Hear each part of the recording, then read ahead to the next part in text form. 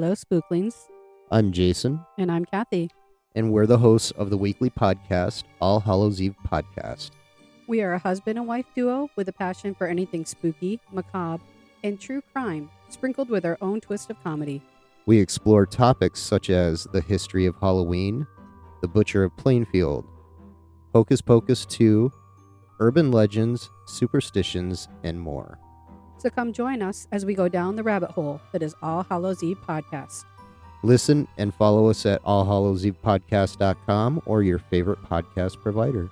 Stay spooky, my friends.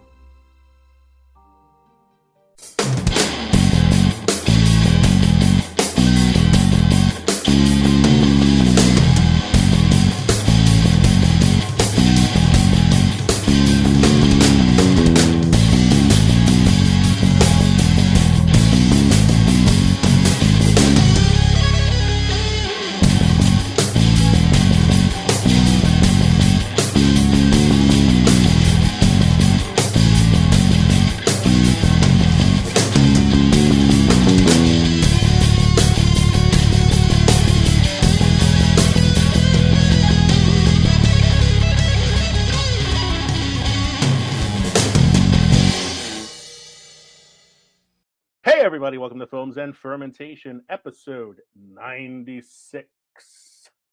That's right, this is episode 96. Tonight we are talking about our favorite narrated films. We are again Films and Fermentation, a movie and alcohol podcast. I'm Leo. I'm Kevin. I'm Mike. It all started 3 years ago.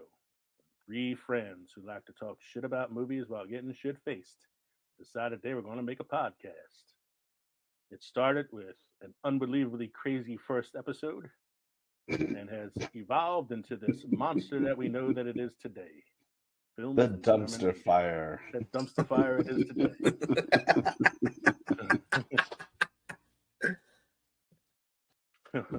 Filled with phony expertise, a lot of belching, Yes. And And a lot. chlamydians. and a lot of fucking up things that I already have scripted, but for some reason I don't read my own script, so Read. And- Who reads? Who And Leo, reads? don't Who forget reads? the chlamydians. I get paid to lead, not to Not read. to read. In this You get episode, What the fuck? I get paid triple what you guys get paid. Twice nothing is still nothing. I don't know, Mike. I think we should unionize. Union 69, dude. Ah. In this episode, we look at our favorite movies told from first-person point of view. We're only talking about movies where the narrator is also a character. So partially narrated films like The War of the Worlds reboot or Inglorious Basterds and fourth wall break narrations like Ferris Bueller will not be included in this list. The list is actually broken up into 3 categories tonight: trustworthy narrators, unreliable narrators, and even though I said this is told from the first-person point of view, it's the first-person point of view of a third-person narrator. Whew, that's a mind fuck right there. Mm-hmm. Don't forget to drop us an email, filmsandfermentation@gmail.com, or visit linktree.com/filmsandfermentation to find all of our social media and podcast links. As always, this episode is brought to you by Newsly. This episode of Films and Fermentation is brought to you by Newsly. Newsly is an all-in-one audio super app for iOS and Android. It picks the most trending articles on the web on topics you choose at any given moment and reads them to you in a natural human voice. For the first time ever, the entire web becomes listenable, all in one place. Browse articles from any topic you choose, in sports, technology, business, science, even Bitcoin. It will find you the latest articles and read them to you aloud. The entire web now becomes listenable, all in one place.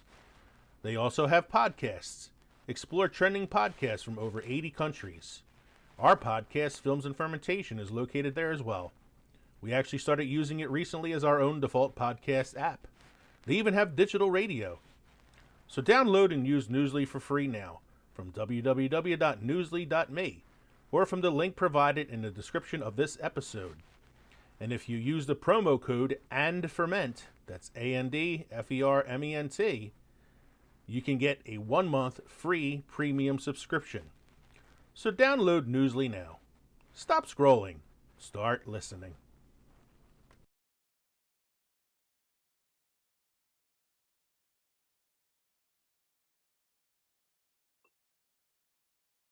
What are we drinking this evening, gentlemen? Well, gentlemen, I have finished off the last of the strawberry lemonade Old Smoky whiskey with ginger ale. Sad to see it go, but it's good to have it going. Kevin, what do you got going on tonight? Oh, I've dipped into the barrel of spirits Mike provided me with yet again. He had said so much how much he liked munching on pumpkin. I will also be munching on pumpkin, if I can show it. There we go. Nice. From Devil's Backbone, and following that, I'll have my O Fest. My O Fest. O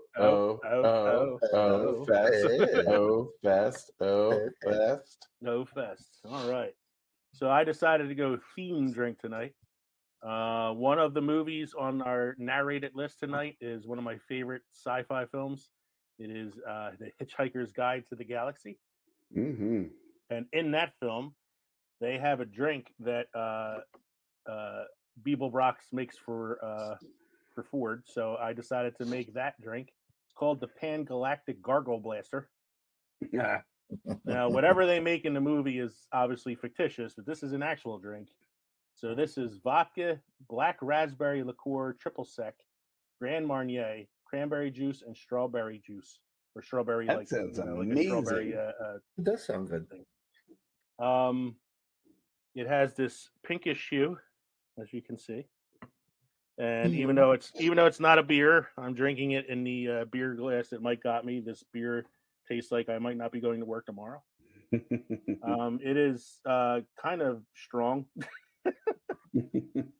And has a little bit of a tart flavor to it, which I'm guessing is probably from the triple sec and the raspberry and all that stuff. But it's pretty good.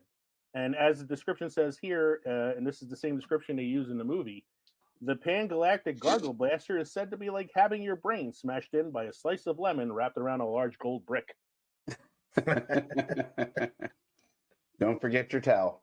Yeah, don't forget your towel. All righty. Mike, any history lessons for us this week?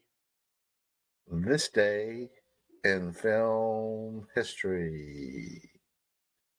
So Looks I like the added the first one's first yours. fact, so I think I'm going to take that one. Yeah. So this past Sunday was the Screen Actors Guild Award, and Everything Everywhere All at Once won the major award, which was Best Ensemble in a Film. So that means everybody in the film, from Michelle Yeoh to Jamie Lee Curtis, all got Screen Actors Awards, including James Hong, the legendary Chinese actor James Hong, who plays Lo Pan in Big Trouble in Little China, and among millions of other roles that he's had in his career, because the man has appeared in over 460 films and has more on the way. Sounds like he's particular and choosy. Yeah, It was like, we need an Asian actor. Let's get him. Yeah, let's get him. Legendary actor James Hong, who has appeared in over 460 films in a career that started in 1954, 69 years ago, won his first Screen Actors Guild Award this past Sunday at 94 years old. Oh shit. So so 94 is the new 50, I guess. Yeah, I guess Better late than never. They let him come out and give one of the speeches. Obviously the man's earned it, and he goes, "My very first film, I co-starred with Cary Grant," and he says back then they didn't often hire Asian actors for films. They often hired white actors, and they would tie their eyes back, and they would talk with funny accents. And he says because Hollywood didn't believe that Asian actors were profitable. And then he goes, "Look at us now." And I'm like, man, that was a legendary speech. That was awesome. I thought you were going to say something like he first worked with Charlie Chaplin. Yeah, it could have been. His first film in 1954. That's amazing. And the man's still working. I guess he just loves doing it, you know. Well, I think it was, let's recognize some of the older actors and actresses who, I mean, he wasn't recognized and he should have been, but like F. Murray Abraham, in The White Lotus, he got something too, didn't he? Yeah, because I think they won the ensemble cast for television or something like that. Yeah. What's your other fact you got there, Mike? That 1965, one of the most popular musical films of all time, The Sound of Music, starring Julie Andrews and Christopher Plummer, premieres. Won the Academy Award for Best Picture in 1966. Now there's two. Wait. You beat me to it. I was going to say there's two really famous songs in that film. I'm going to count from 3 down to 1. We'll all start singing together and see if we all sing the same song. Okay. But Kevin beat me to it. Oh, sorry. Because I was really. We'll do the second one. Do the second one. You ready? 3, 2, 1. So dear, a female. So you had. Well, that's also Edelweiss. Let's pretend that this didn't happen, and we'll just sing "The Hills Are Alive." Ready? Okay. 3, 2, 1. The hills are alive with the sound of monsters. Jesus Christ. Julie Andrews is still alive, and she rolled over in her grave on that one. Mike, do you have a must-try beer or craft destination for us this evening? I have a must-try beer for us today. It's called Cursed. Ooh, I like that. From True Brewing Company, Denver, Colorado. True is I can see how you can get that confused with Nevada. Yeah, yeah, they're close. I've been drinking a little bit. Similar climates. One's one on top of the other. Shit. No, I'm sorry, Mike. Go ahead. True has a well-deserved cult following among beer aficionados. They are arcane masters of mixed culture witchery in the craft brewing world. Now that they are packaging their potions, even unannounced can share the mystical arts. The first thing you'll notice when you crack this foreboding flat-back black pint can is the level of carbonation. It's high, like a Belgian triple in a corked bottle high. Next, the aromatics knock you back with some upfront lactic, tartness, and funk. But also woodsy forest, apricot, peach, and lime. It finishes dry and tart, but not overwhelming so. Pale orange and hazy with sediment in the can. This 5.6 alcohol by volume, locally sourced wild American sour is transcendent and complex. Heaven for those in the know. I like a little funk in my beer. You like a funk? It is. It's a very black can. Yeah. Well, I'm looking at it on Untapped. It's funny because I typed in Curse, and that was the first thing that popped up was True Brewing. It didn't even look for anything else. 11.5 thousand check-ins across the country. Wow. And it has an average rating of 3.98 out of 5. Damn. It's pretty good for 11,000 people rating it. Yeah. It's a mixed culture sour pale ale, and the flavor profile has been described as sour, tart, light, dry, and clean. Sounds good. We'll have to try it when we take the show on the road and we hit Denver.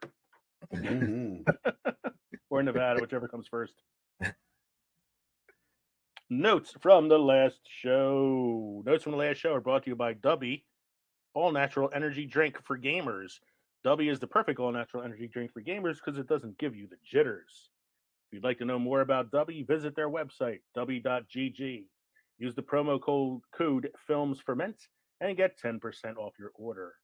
Dubby, be better. Dubby.gg. So our synopsis, according to Glip from last week, it was okay. We've had some better ones. We have. The participants discussed good impressions of a statue. That was when Mike was trying to play his soundboard and wasn't doing anything, and he just like stopped talking. And Kevin was like, "Good impression of a statue, Mike." Yeah, I remember that. Narrators for the documentary. I don't know. We Existence talked of about- movies. The existence of movies came up again. Again. Career of a legendary actor. Blazing Sails with Morgan Freeman. And reboot films with Jason Momoa. As always, Clip got it right on the nose. Right there. I did say last week that there was a Netflix docu-series I wanted to check out called Checkpoint about video games. I had the name wrong. Checkpoint's a different show. The video game documentary is actually called High Score, which I think makes more sense. Yeah. I watched the first episode so far, which kind of talks about the early days of video games. It's pretty good so far, so I definitely want to check out the rest. Because we talk about it so much, Johnny 5 is alive on Tubi right now. Short Circuit has been brought to Tubi streaming service, which is free. So if you feel like rewatching Short Circuit, no disassemble. You can now check it out on Tubi. All Hallows Eve reminder. Remember, folks, that we are going to be appearing on the All Hallows Eve podcast at the end of March. I got the date right here. Hold on. So we are recording with them. We're recording with them on March 25th. To the episode will be dropping on March 27th. So we'll actually be dropping our own new episode that day as well. So you'll have double feature, double the Films and Fermentation, folks, because you'll have a brand new Films and Fermentation episode. That'll be episode 99. Wait a minute, we're going to be the Dumberman twins. Double your pleasure, double your fun. Double your pleasure, double your friend. And there's 6 of us, so that's more like triple your pleasure. You guys will you all will be able to hear how socially awkward we are with strangers. Yeah. No, Kevin, you don't understand. Kathy is trying to get out of it. Yeah, so it's Jason and Kathy are the hosts of the show. Kathy's like, well, since you got these guys coming on and they like movies, I don't have to watch this horror film. I don't have to do this show.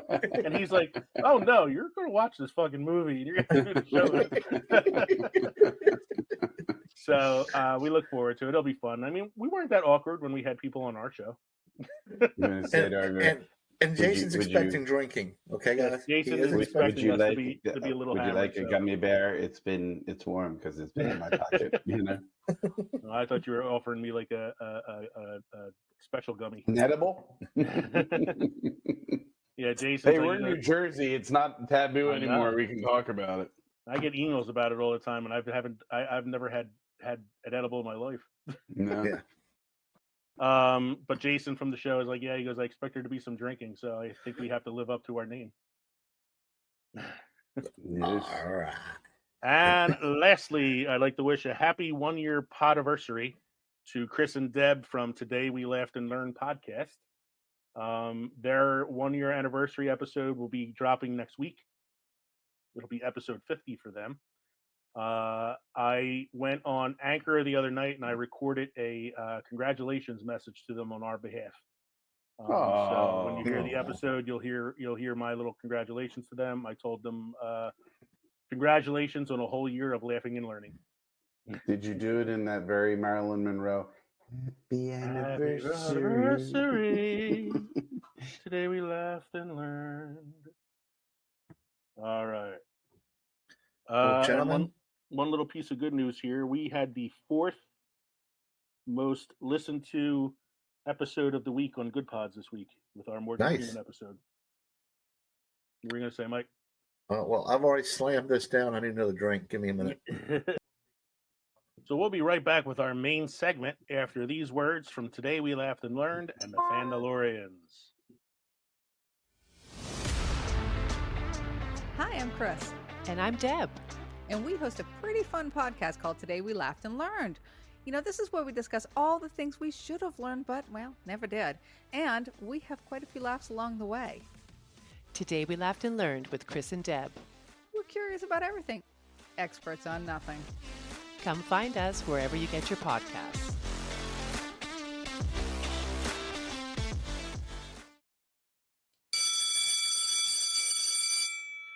Hello, everybody. Let me ask you a question. When you were a kid, did you ever wonder what teachers talked about in the teacher's lounge? You probably didn't miss much. It's usually boring stuff like grading papers, lesson planning, and then figuring out the new train schedule. Train schedule? Well, I teach in the city. But sometimes, at one of the not-so-cool tables in the back of the teacher's lounge, you might find us, the Fandalorians, teachers by day, nerds by night. My name is Mr. Richardson, and by day, Mr. McDonald, Mr. G, and I teach and inspire America's youth.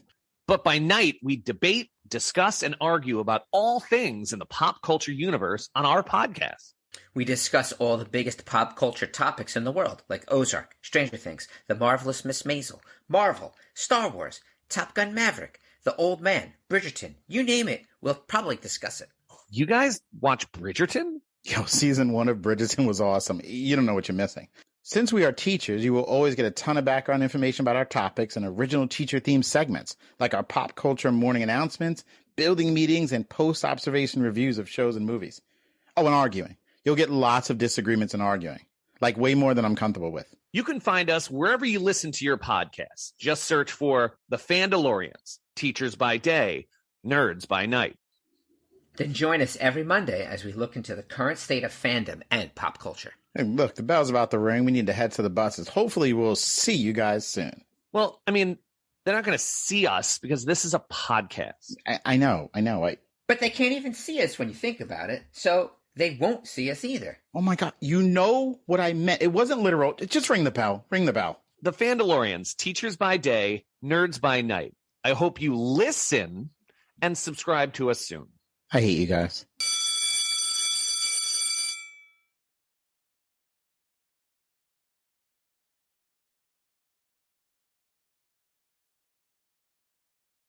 Welcome, everybody, back to Films and Fermentation, episode 96.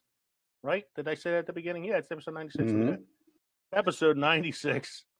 How I've been much drinking you a had lot. to drink, Lee? I'm drinking a Pan-Galactic Gargle Blaster.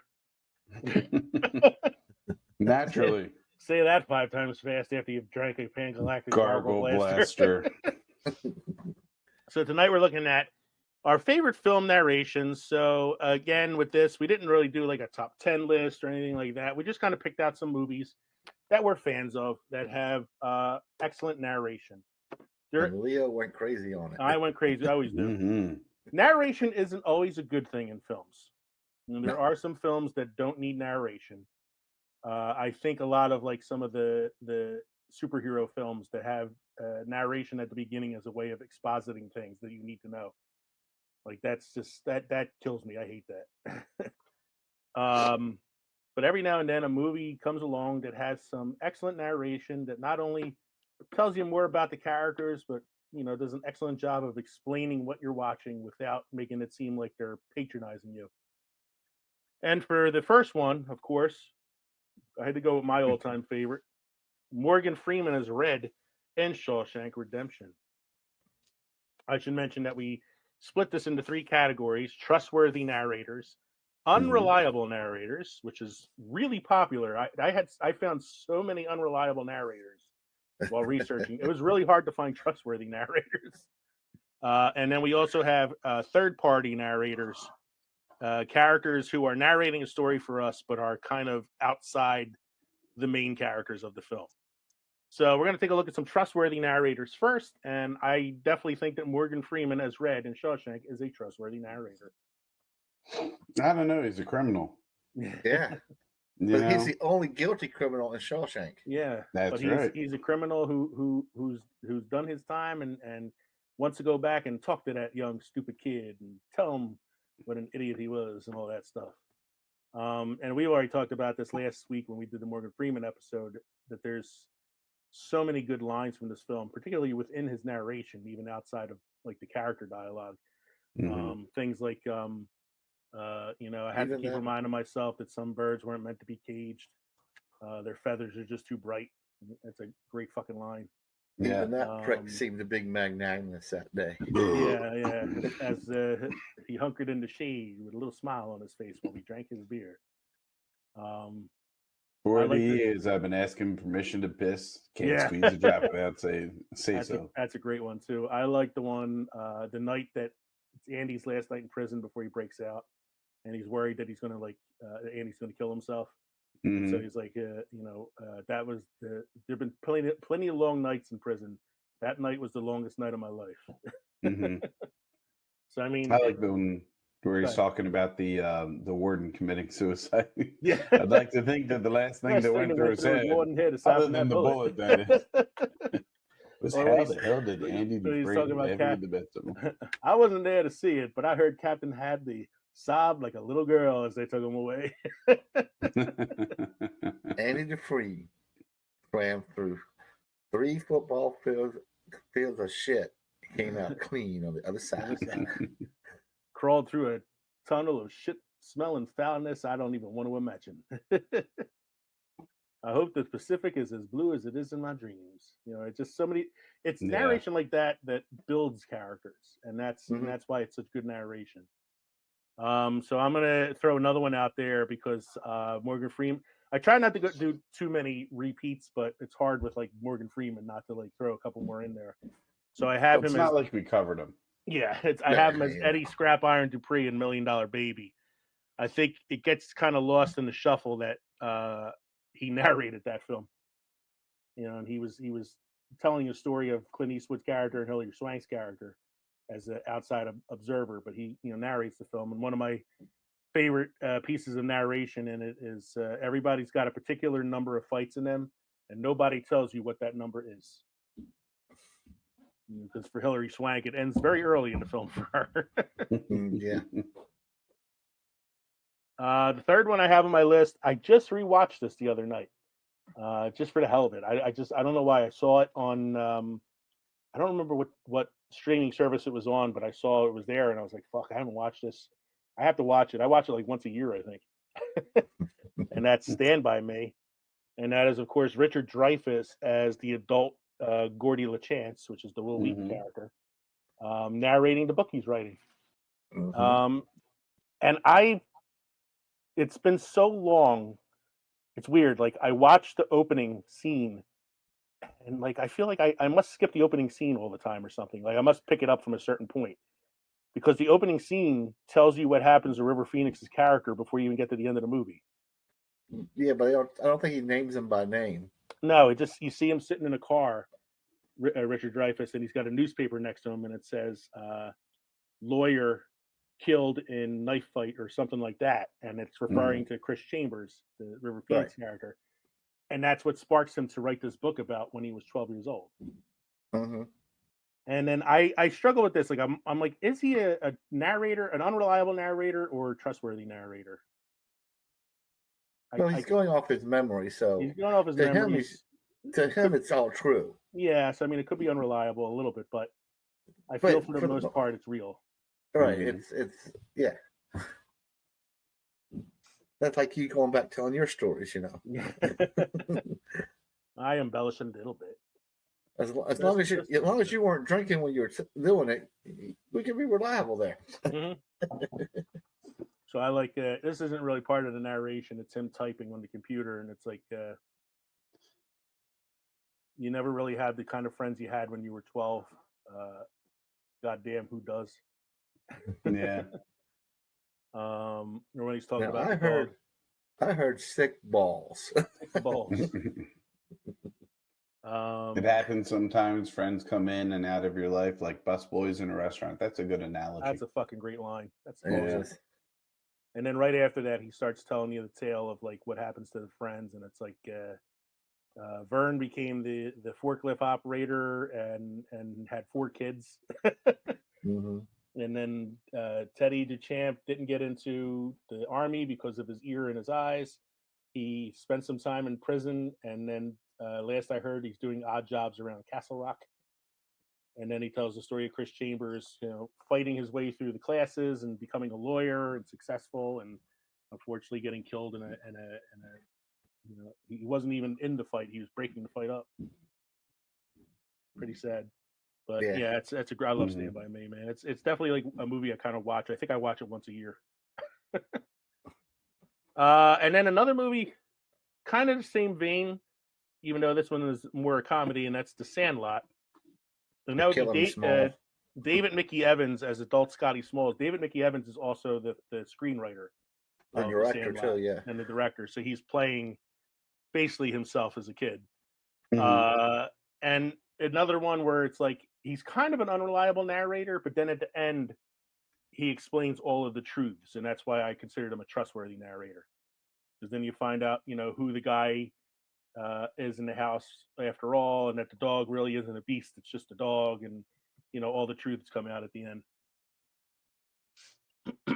Well, he's also telling it from a kid's point of view. Yeah, that was the summer I got into the biggest pickle we ever got ourselves in. My mom, an adult girl, knew who Babe Ruth was. That's like pouring salt in a wound. Then I have Gene Shepard as adult Ralphie in Christmas Story. You guys can talk about that one. Mike's not a big Christmas Story guy. No, I love Christmas Story. Yeah, I think he's great. I think just it's how it's woven into the story and the emphasis in the lines that he delivers. When he falls over thinking he shot his eye. Oh, I'm sorry. Spoiler alert for you there, Mike. He thinks he shoots his eye out, right? I know the story. Are you familiar? Little boy wants a BB gun. Yeah. And he wears pink bunny pajamas. BB gun with pink bunny pajamas and a BB gun, and he goes out after zombies. And Santa Claus kicks him down the slide. Yeah. And he gets his tongue stuck on the pole. For being triple dog zombie. Right. I'll tell you what one of my favorite pieces of narration in that is. It's when the dad gets the leg lamp, Fragile from Italy. Fragile. And he puts it up in the window, and Ralphie can't stop staring at it. he says, there's only one thing in the world that could have dragged me away from the soft glow of electric sex gleaming in the window. And that's the Red Ryder rocket. Red Rocket, whatever the gun's called that he wants. Oh man, I'm trying to think if there's any other like really really good ones from it's a lot of it's like describing like the father especially. Aunt Clara had labored for years under the delusion that I was not only perpetually 4 years old but also a girl. And that's the pink bunny costume. He looks like a pink nightmare. Yeah. And it's iconic when you say, you'll shoot your eye out, You hear that and everybody knows what movie you're talking about. You shoot your eye out, kid. You'll shoot your eye out, kid. The next one I have on here is another one where like I was trying not to use too many of the same person, but it's hard not to include two Kevin Spacey films on this list because one's American Beauty and the other one's Usual Suspects. So it's like hard not to, and I kind of split it by saying that his character in American Beauty is kind of a reliable narrator. He kind of mixes between reliable and unreliable. But I picked him mainly because I love his opening monologue in the film. The camera's zooming in on the neighborhood, zooming in, descending slowly down this little tree-lined suburban street, and then his voiceover comes in as you get this idyllic setting in the background. And he goes, my name is Lester Burnham. This is my neighborhood. This is my street. This is my life. I'm 42 years old. In less than a year, I'll be dead. And so you get like in the opening monologue of the film, you get the fact that he's telling you his story from beyond the grave. And it's really interesting. And then it's like, of course, I don't know that yet. And in a way, I've been dead already. Remember those posters that said today is the first day of the rest of your life? Well, it's true every day except one, the day you die. Yeah. Look at me, jerking off in the shower. This will be the high point of my day. Like it's a fucked up movie, man. Such a fucked up movie. And then I thought it was funny that the last two I have on the trustworthy list are father and son. So we got in Vietnam films. So we got Martin Sheen as Captain Benjamin Willard in Apocalypse Now, and Charlie Sheen as Chris Taylor in Platoon. And so I looked up a quote from what do you call Apocalypse Now that I thought was a good one here, and it's this is one of his moments of narration in the film. He says, everyone gets everything he wants. I wanted a mission, and for my sins they gave me one. Brought it up to me like room service. It was a real choice mission, and when it was over, I never wanted another. Because his mission then is to go find Colonel Kurtz, played by Marlon Brando, and eliminate him. And eliminate him, with extreme prejudice. I liked his narration in that movie because a lot of his narration gave you the mood of what the scene was like. Mm-hmm. So, like in a war, there are many moments of compassion and tender action. There are many moments for ruthless action. What is often called ruthless, what may in many circumstances be only clarity, seeing clearly what there is to be done and doing it directly, quickly, awake, looking at it. Mm-hmm. They're kind of like how they kind of turn off their emotions in those really violent moments. Yep. And then that leads us to Charlie Sheen in Platoon, which is a much different narration. Most of his narration is writing this letter to his mom till the end of the movie. It's writing letters to his grandmother, actually. His grandmother. His parents got angry at him for joining the war because he's a rich kid. So his is like more introspective and like grandma, I think I made a mistake coming here, kind of shit. Like, too late now, kid. You're there. Was the movie Hot Shots where it's a scene of both of their boats passing by each other on a river? They're both Charlie Sheen's on one, Martin Sheen's on another. It's got to be Hot Shots. It's got to be Hot Shots because that's. And it's like they're passing by and they look at each other and they're both doing voiceover work as the two ships are approaching.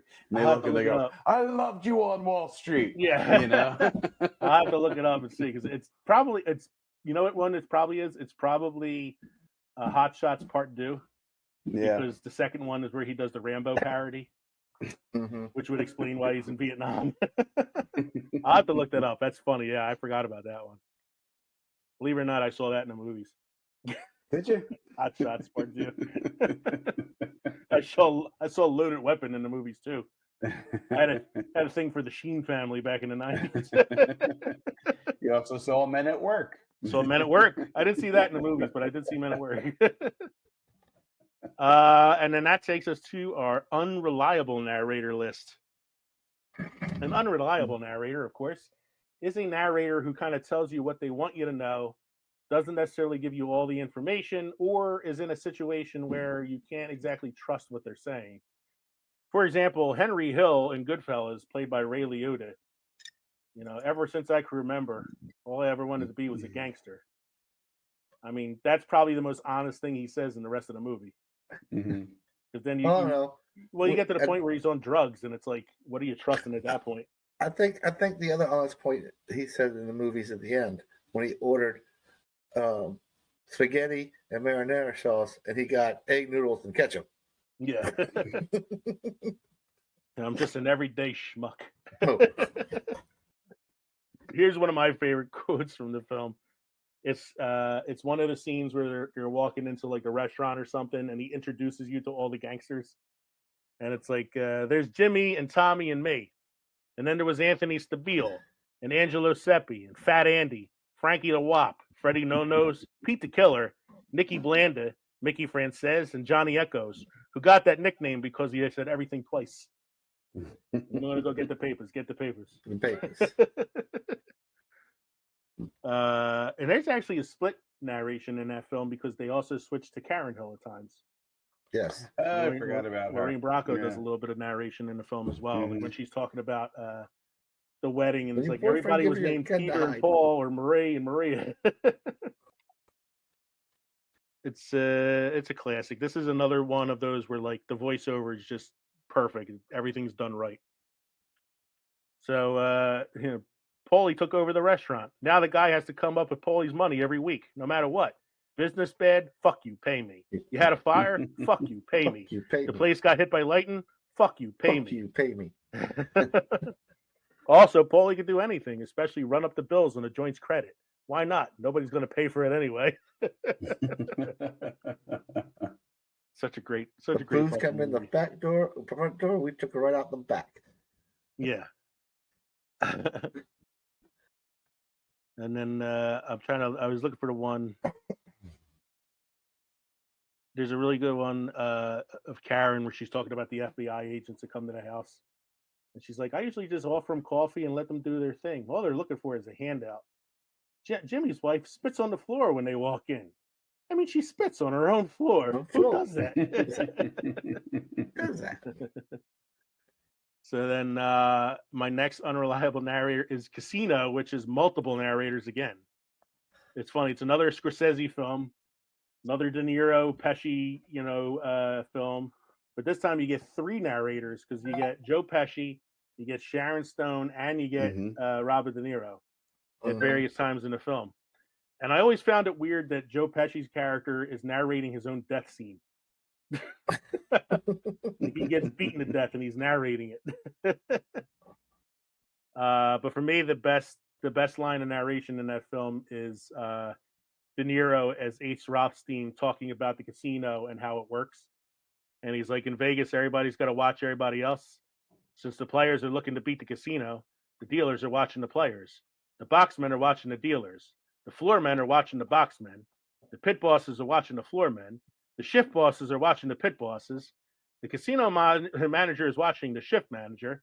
And the eye in the sky watches everyone. Or at the end when he talks about how Vegas went from being like, a place for mobsters and high class people to like, Disney World. What else we got here? De Niro as Travis Bickle and Taxi Driver. I didn't realize I had De Niro on here so many times. 3 in a row. But this is more like, Taxi Driver, fucked up movie, man. I mean, everybody knows, everybody knows the "You Talking to Me" scene, but they forget the fact that he narrates it too, and a lot of it is him driving around at night in his cab, talking about the city and how much of a cesspool it is, and it's basically him breaking down and deciding that he's going to be a vigilante, because he has things like, "I see it clearly now. My whole life was pointed in one direction. I see that now. There's never been any other choice for me." And then that's where he starts like, shaving his head into a mohawk, picking up guns and killing pimps. Excuse me. And the thing that makes him so unreliable in this is because when you get to the end of the film, you're not sure if it actually happened or not. You don't know if he's nuts or not. You don't know if it'll happen in his head, I think one of the most fucked up scenes in that movie is he gets Sybil Shepherd to go out on a date with him, and he takes her to a porn theater. It's so nuts. Speaking of nuts, Ed Norton in Fight Club. Oh, I love this. So I have Jackson Flame's sense of rejection. There's a line that hits me all the time because I have problems with insomnia, and it's when you have insomnia, you're never really asleep. You're never really awake either. There's so many good things. It's weird though because it's hard to like figure out like when he's actually narrating and when he's talking with other characters, because they only refer to him as the narrator in the film. Like that's his character's name. I mean, even though we know that he and Tyler Durden. Whoa. Spoiler, guys, come on. But if you haven't seen it by now. I am Jack's complete lack of surprise. I am Jackson Flame's sense of rejection. It's Tyler My Bad Dream or My Tyler's. I love this one. Hold on for a second. I gotta find it. It's if I had a tumor, I'd name it Maria. I can't recall whether or not. I think that was the narrator, like a narration, not him saying it to anybody. Yeah. It's like I said, like it's confusing at times to figure out like when he's talking about himself and when he's talking about Tyler. I'm all alone. My father dumped me. Tyler dumped me. I'm Jack's broken heart. My favorite line though in the film is from Helena Bonham Carter. where she's like, I haven't been fucked like that since grade school. So the original line was, after they have sex, she rolls over in the bed and she goes, I want to have your abortion. Mm. And the studio was like, nope, can't use it. That's too Can't say much. that. Too much. We got to change that line. So they changed it to that one, and the studio left it in. And then after screening it, the studio was like, can you put the abortion line back in? Nope, can't do it. Can't do it. You blew it. Yeah, but isn't grade school different in the UK than it is Yes, for us? Helena Bonham Carter didn't know what she was actually saying when she said it, because grade school means something different in England. Like, she didn't realize she was saying elementary school, basically. I love this part too. Everywhere I travel, tiny life. Single serving sugar, single serving cream, single pat of butter, the microwave cordon bleu hobby kit, shampoo, conditioner combo, sample packages, mouthwash, tiny bars of soap. The people I meet on each flight, they're single serving friends. I love the scene where he beats the shit out of himself. Yeah. The next one is another Kevin Spacey character. It's Verbal Kint in The Usual Suspects. This is like the dictionary definition of unreliable narrator. When you find out that he's not even the person that they think he is, and he's basically the guy they've been looking for the whole time. Who is Who was making up the story. And it's one of the greatest reveals in film history when Agent Coulion, played by Chaz Palminteri, sees all the shit on the cork board and realizes that he was making up all the stories the whole time. Such a great it's one of the movie twists that I wish I can forget so I can go back and watch it again. Be surprised all over again. Mm-hmm. Whoa. Bless you. Malcolm McDowell is Alex DeLarge in A Clockwork Orange. Did you know that movie was actually rated rated X? Mm-hmm. It was banned for a while. In England, it was banned for like ever. Mm-hmm. Like they wouldn't show that anywhere. It's only recently been released. When it was shown in America, it was heavily edited. Mm-hmm. Still with an X rating. It's still with an X rating, but I mean, it's a brutal movie. I mean, it's a brutal. I read the book and I've seen the movie, and both are really brutal. Because a lot of his quoting has to do with like his love of violence and how violence makes him feel important and all that stuff. Mm-hmm. And then it's also the language that they use, because a lot of it's made up. Yeah. Oh, bliss in heaven. Oh, it was a gorgeousness and gorgiosity made flesh. It was like a bird of rarest spun heaven metal, or like silvery wine flowing in a spaceship. Gravity all nonsense now. As I stooshied, I knew such lovely pictures. He's talking about watching violence in a movie. And then, of course, they get to the point where they try to recondition them. And they force them to watch videos that try to keep him from, being wicked and all that. Mm-hmm. I was cured, all right. And then I have a little cheat one here, because I always said I wasn't doing fourth wall break narration, but it's hard to say that Ryan Reynolds as Deadpool and Deadpool 1 and 2 is not, a little bit narration mixed with the fourth wall break stuff. Mm-hmm. You think about the opening scene of Deadpool, where it's like, my boyfriend took me to this movie because he said it's a romance, but he just fucking stabbed that guy like a shish kebab. After all, this film is a romance.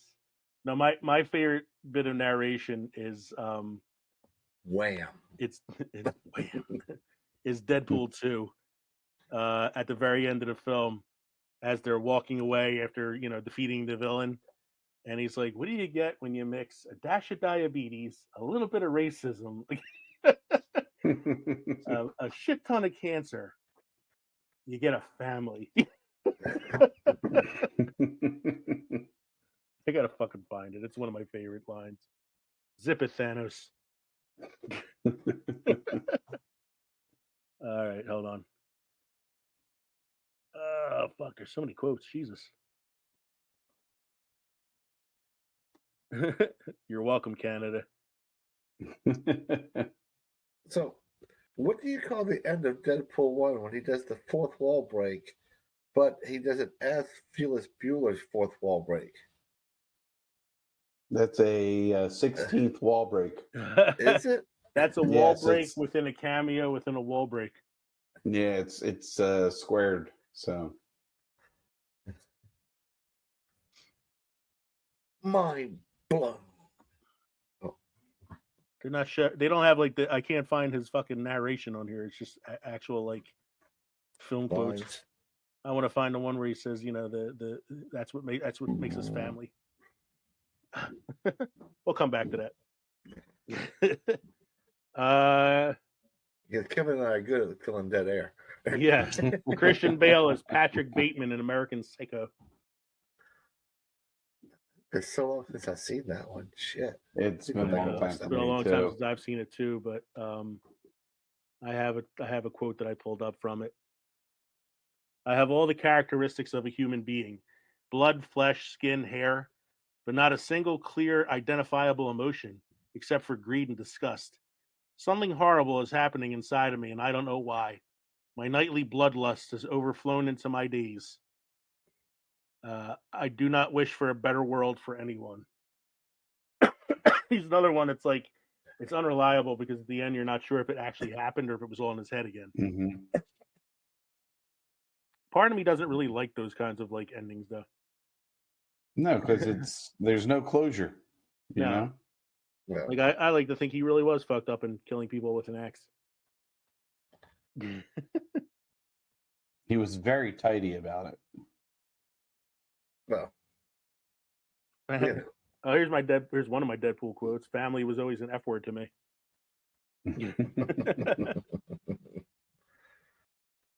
I'll come back to it again. I don't want you guys to have to be scared about filling up that air. So we have Leonardo DiCaprio as Jordan Belfort, and Mhm. Wolf of Wall Street.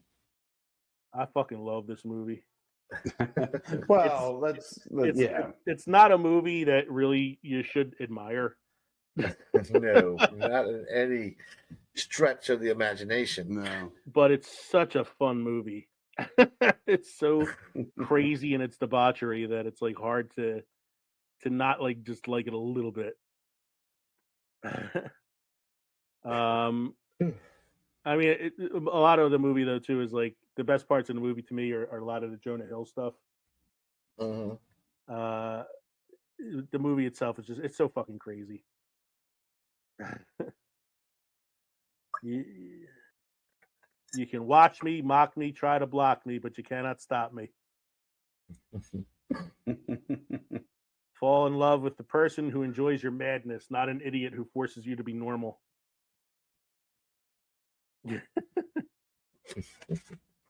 Man, it's all. I mean,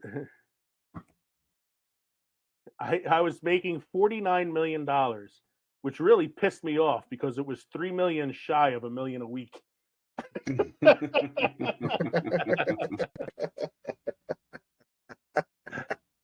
I'll say one of my favorite lines in the movie. It's not a line of narration. It's a line from Matthew McConaughey when he goes to work for him for the first at the beginning of the film. And he's like, "How the fuck else are you supposed to do this job? Cocaine and hookers, my friend. How many times you jerk off a day?" He's like, "What?" He's like, "How many times you jerk off in a day?" And he's like, I don't know, maybe once a day, maybe not." And he goes, "I jerk off at least 2 times a day.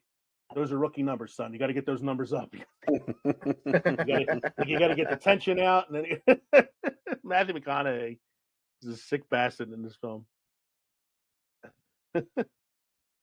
Oh my god, it was obscene in the real world, but who the fuck wanted to live in the real world? The only thing standing between you and your goal is the bullshit story you keep telling yourself as to why you can't achieve it. If I had to choose between being rich and being poor, I'd choose rich every fucking time. There's a great scene. Rob Reiner plays Leonardo DiCaprio's dad in the film, Mm-hmm. and they bring him on to be like the accountant. And there's a scene where he comes bursting into the office, and it's DiCaprio, Jonah Hill, and a couple of the other guys, and he's like, $42,000, Jordan. $42,000 on a fucking lunch. What the fuck are you eating? And he's like, well, we had a lot of stuff. And he's like, and he points to Jonah Hill. He's like, yeah, you ordered the appetizers. He's like, yeah, that's right. We ordered the appetizers. And Rob Reiner's like, $42,000 worth of fucking appetizers? What they do? Cure cancer? And Jonah Hill goes, yeah, they did. They cured cancer. That's why they were so expensive. Such a fucked up movie, man. You show me a stub for $72,000, I quit my job and work for you right now. Then one of my favorite films, because it's just such a sentimental film. Yeah, Albert Finney as Ed Bloom in Big Fish. Another It's a good quintessential movie. unreliable narrator because he's basically embellishes his entire life. He's the teller of tall tales. He's the teller of tall tales. But the thing that's so heartfelt about it is then at the end is you see that all these people that he was telling stories about were real people. Mm-hmm. He's just telling embellished stories about how he met them and who they were. But then these real people show up at his funeral at the end, and it's kind of it's poignant. I saw something. Bless I you. was looking this up. Thank you. What were you looking up? Big Fish. Okay. Something I saw. Was Big Fish really just Forrest Gump in disguise? Fuck no, I hate Forrest Gump. I like Big Fish. Surprised Forrest Gump wasn't on one of the lists. We'll save Big Fish for another day, though, since we're going to be doing a little Tim Burton later this month anyway. So yeah, we can talk about Big Fish some more then. The next one I have on my list is Fear and Loathing in Las Vegas. Never saw this one. You've never seen this one? Oh my god! God.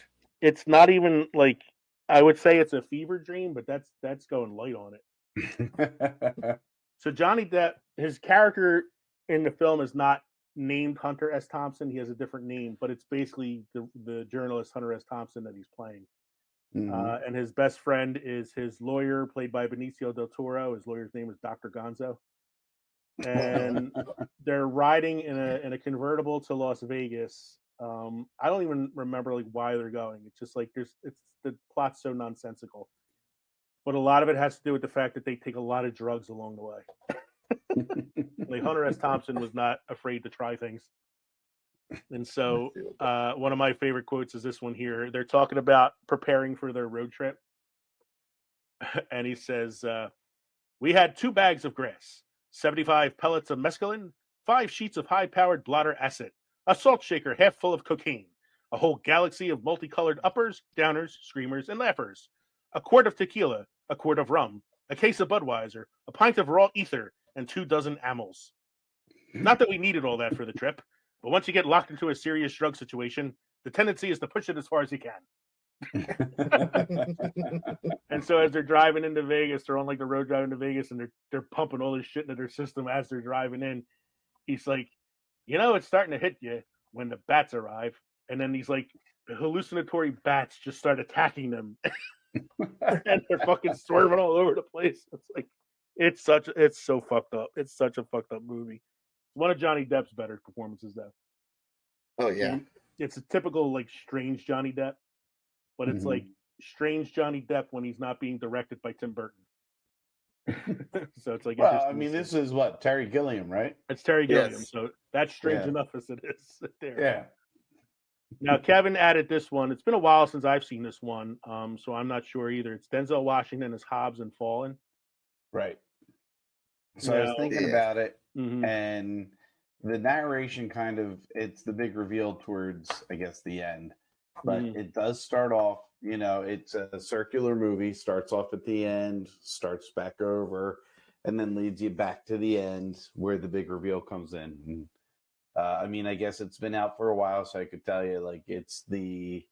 Spoilers. Spoiler alert. It's the demon, At first, you think you're hearing it from the detective's point of view and how he's investigating all these things, and there's a demon being transferred by touch from person to person. And then the movie continues, and it gets all the way back to the end where he's trying to extinguish the demon so that he can't go to anybody else, isolating him. And then you find out at the end, he is the demon, Mm-hmm.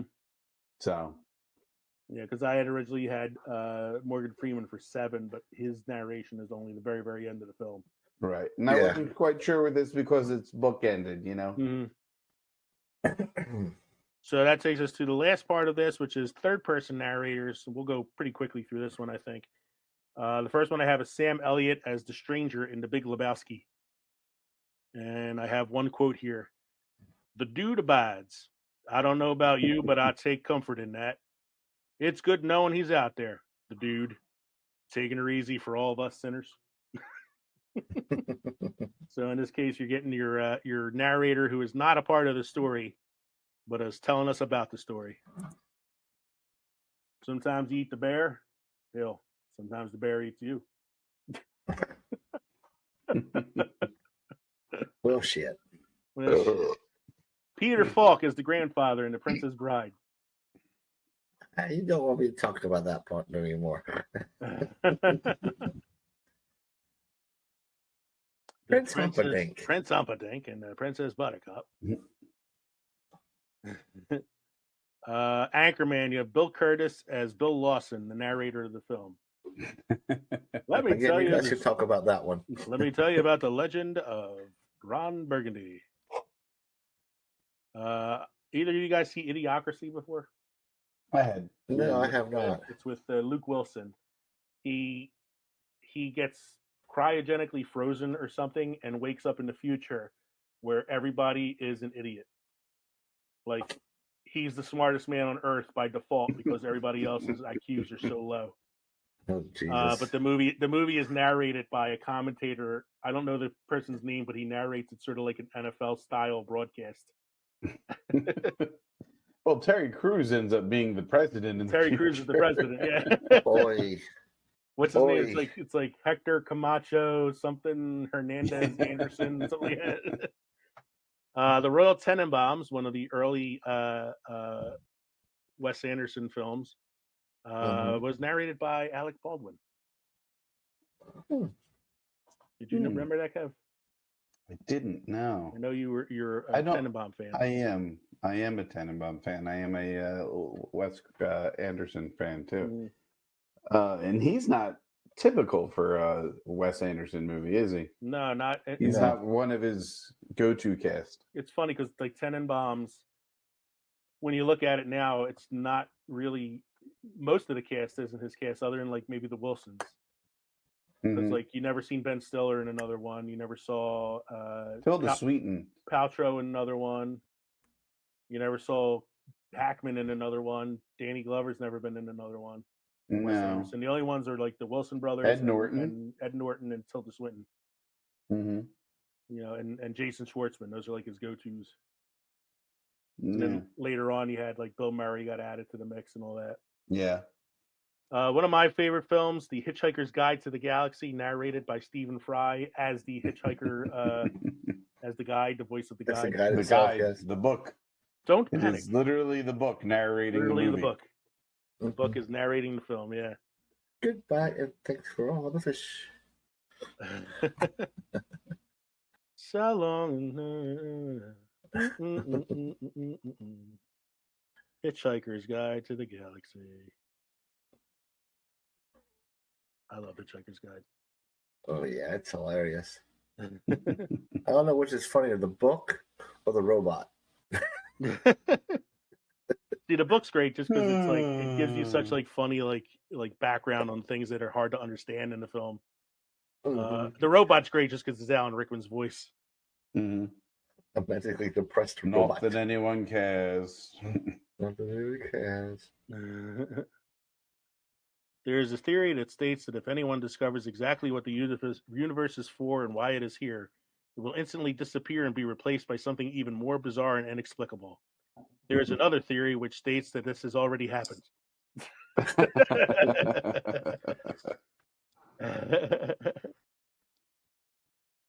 The ship hung in space much the same way as bricks don't. Just then, as improbable as ever, a bowl of petunias and a whale appeared out of nowhere. Oh, this is what was going through the whale's head as it was falling to Earth. Oh, that thing's coming up at me pretty fast. It's so round. It's ound. It's like an ound word. Ground. I'm going to call it ground. I hope it's friends with me. What was going through the Petunia's head at the time? Oh, no. Not again. Not again. No one knows why that was going through the Petunia's head. Some say the creation of the Earth was a big mistake. And he got Charles Gray as the criminologist in the Rocky Horror Picture Show. He's the man with no neck. Where's his fucking neck? Yeah, like if you're going to be somebody who's particular about the Rocky Horror Picture Show, it's going to be hard to separate the quotes from the film to the quotes from the midnight shows. That's very true. But he is the man with no neck. I'm just a sweet transvestite. Vestite. From transsexual Transylvania. Yeah. Let's see if we could get any quotes from the criminologist. That's probably a hard one to find quotes for. Sure. Even though he's the narrator. Janet, damn it. It's just a jump to the left. He narrates the songs in the film. He does. He does know a lot of that, yes. It's just a jump to the left. Light. And then a step to the right. And then the last one we have here, Kevin and I were talking about this in pre-show, Mike, because we weren't sure. So the movie Stranger Than Fiction is about a man played by Will Ferrell whose life is being narrated to him because his life is being written as a book. And the author of the book is Emma Thompson, who is narrating the book that he's living. But then you find out that he's real, and the book she's writing is about his life. Mm-hmm. And he doesn't like so. And there's some like weird way that it ties all together. But she's like he hears her narrating. He hears her narrating his life, but she is a character in the movie. She's a real person. He is, I guess, a real person. So he thinks he's going crazy because he hears her voice in his head. Right, and his entire life has been her. Right, and then I think the book she's writing now is about his death. Right, and so he's like she's killing him off, trying to find out, you know who she is and why he hears her voice and all that. So I guess she's kind of a third-person narrator, it's even though very she's meta. Yeah, it's really hard. It's hard. Very meta. Yeah, I think that could be a whole different show. Meta narration. Mm-hmm. It's very meta. So that's another reason I didn't include Ferris Bueller, because I feel like the fourth wall breaks is a whole other episode itself too. So, final opinions. My hypothetical question tonight is: what are your top 5 movie narrations? Like your top 5 favorites. So for me, it was Morgan Freeman as Red in Shawshank, Ray Liotta as Henry Hill in Goodfellas, Richard Dreyfuss as the writer in Stand By Me, Ryan Reynolds as Deadpool, and Peter Falk as the grandpa in Princess Bride. Mine was Martin Sheen as Captain Benjamin Willard in Apocalypse Now. Okay. Morgan Freeman as Red. Richard Dreyfuss as the writer from, Ray Liotta as Henry Hill, and Charlie Sheen as Chris Taylor. Nice. Okay. Mine was Gene Shepherd in A Christmas Story as Ralphie grown up. Kevin Spacey as Verbal Kent in Usual Suspects. Ed Norton is the narrator in Fight Club. Morgan Freeman as Red in Shawshank Redemption. And Stephen Fry as the book, the guide in The Hitchhiker's Guide to the Galaxy. I'm glad you guys chose some of the ones that I wanted to use but couldn't quite figure out how to fit them in my top 5. Mm-hmm. So like if I had a top 10, my top 10 would also include Charlie Sheen in Platoon, with Stephen Fry in Hitchhikers, Kevin Spacey as Verbal Kent. I would have included Ed Norton in Fight Club. And I probably would have also, like my 10th one would have been probably DiCaprio as Belfort in Wolf of Wall Street, because that's a great fucking narration. Yeah. So, Mike, do you have any trivia or beer trivia or history or anything for us this evening? I had some beer trivia for you guys tonight. Budweiser, Corona, and Kirin lagers are all brewed with rice. Interesting. Yeah. That was different. How are your drinks this evening, gentlemen? Very good. Very, very, very good. Delicious. I appreciate these, Michael. They were fantastic. You're welcome, sir. I am out of Pan-Galactic Gargle Blaster. Oh, no. How's your brain? Probably a good thing.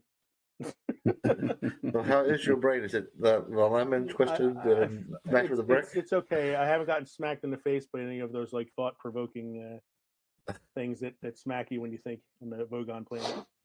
But I'm okay. So thank you for joining us tonight for episode 96, which is all about narration. We hope you enjoyed listening to this podcast as much as we enjoyed recording it for you. Don't forget, you can drop us an email at filmsandfermentation@gmail.com or visit linktree.com/filmsandfermentation for all of our social media and podcast links. Don't forget to stop by the Crossroads Between Pickled and Fermented next week as we present episode 97 in honor of Women's History Month. We're going to be talking about female characters breaking barriers. Characters like Sigourney Weaver as Ripley in Aliens, or Jodie Foster in Silence of the Lambs, the women from Hidden Figures, things like that. So women characters breaking barriers. In the meantime, I'm Leo. I'm Kevin. I'm Mike. Remember, folks, don't panic. And we'll see you next week for episode 97. Cheers. Cheers.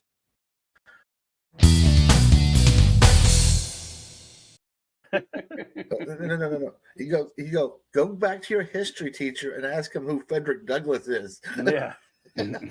He was played by Morgan Freeman in the Civil War documentary.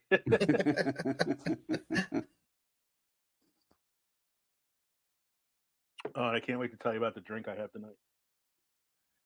Top and probably 3 headphones and 1 mic. Gotta get it all set up. 2 right? turntables and a microphone. Well, you gotta have the headphones or we're gonna get reverb off of him coming through the microphone. I have headsets I can bring over. I mean, you Okay. have your own. I have a couple, so like Kevin and I can have them. And then, do you have outlets for all the headphones and the Yeah. soundboard and stuff? Yeah, I got something. I got something in the works. So, Lee, We can share the put the microphone. one ear on your side, and then we just have our heads together and put the other one on the other It side. stretches very far, Right. yeah. So all 3 of us. Boop, And you'll be hearing the echo. Whoever's in the middle is going to get the echo through the other ears. If we ever do production photos for our show, that should be it. The headphones that go across all 3 of us. We can And all set 3 of us something in up. the middle We can going, set you something know, up that day.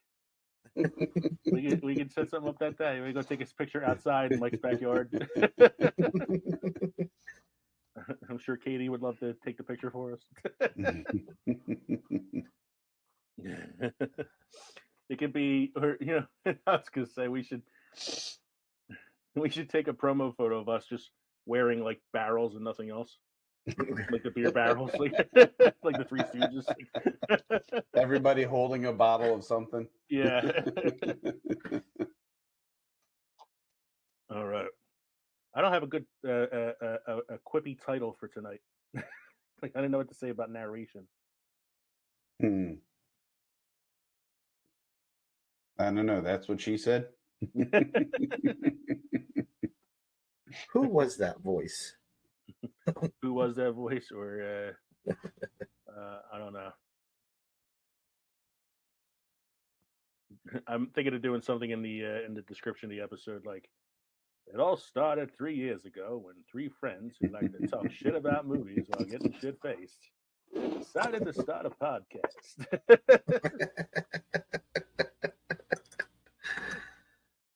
Hey everybody, welcome to Films and Fermentation, episode 96. Tonight we are talking about films. All right, I'm going to start that over again. We'll cut that out. We'll clip that and post. Let's try that again. My fucking mic is falling off again. That's the problem here. Cut, print.